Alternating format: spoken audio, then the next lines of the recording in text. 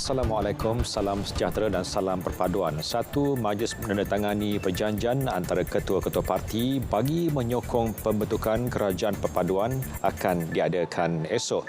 Timbalan Perdana Menteri Dato' Sri Fadilah Yusof berkata perjanjian itu akan ditandatangani ketua-ketua parti yang bersetuju untuk bekerjasama dengan Pakatan Harapan PH bagi membentuk kerajaan perpaduan. Semua ketua-ketua parti dalam kerajaan perpaduan akan terlibat dalam pertemuan tersebut.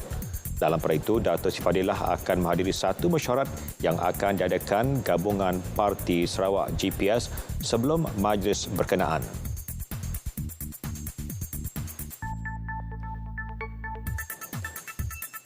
Ketiadaan akta khusus melibatkan pengendalian Airbnb menyukarkan Melaka memantau pelbagai isu berkaitan perkhidmatan tersebut, terutama membabitkan aspek keselamatan pelanggan. Exco Pelancongan Warisan dan Kebudayaan Negeri Dato' Muhammad Jalani Khamis berkata sebagai negeri berteraskan pelancongan, beliau berharap Kementerian Pelancongan Seni dan Budaya memandang serius isu pendaftaran Airbnb kerana tiada akta khusus mewajibkan pengendali perkhidmatan itu berdaftar dengan pihak berkuasa.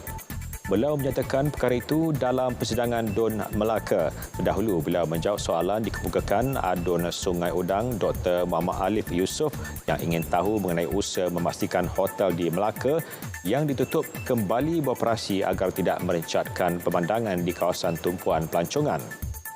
Ketika menjawab soalan itu, beliau berkata antara usaha yang boleh dilakukan adalah kerajaan persekutuan memudahkan pengambilan tenaga kerja terutama dari luar menerusi program internship.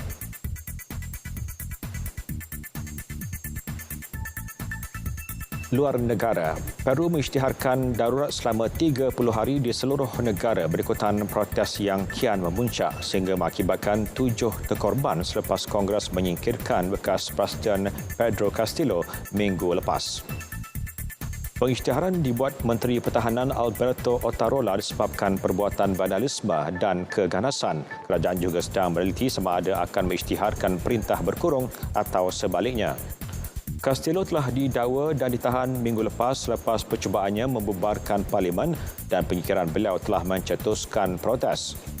Penunjuk perasaan telah menyekat jalan dan mengganggu lalu lintas di sepanjang lebuh raya PAN Amerika Selatan yang menghubungkan Peru dan Chile. Tentera telah dikerah untuk melindungi tempat awam di seluruh negara. Menurut Kementerian Kesihatan, sekurang-kurangnya 47 individu telah dimasukkan ke hospital akibat protes yang berlaku di Lima, Apurimach, Puan Kabalika dan Arequipa.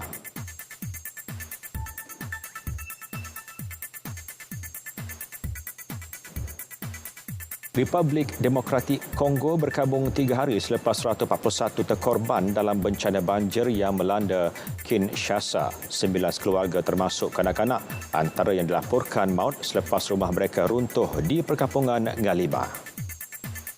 Menurut Kementerian Kesihatan Awam Wilayah, banjir turut menyebabkan 38,787 rumah dinaki air dan 280 rumah musnah.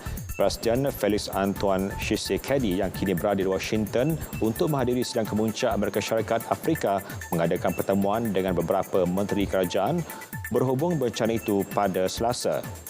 Presiden memutuskan untuk mengisytiharkan perkabungan negara selama 3 hari bermula Rabu dan memendekkan lawatannya. Beliau dijadual pulang ke Kinshasa pada Khamis selepas mengadakan pertemuan dengan Presiden Joe Biden. Gubernur wilayah Gentini Ngobila berkata semua urusan pengebumian mangsa akan diuruskan kerajaan.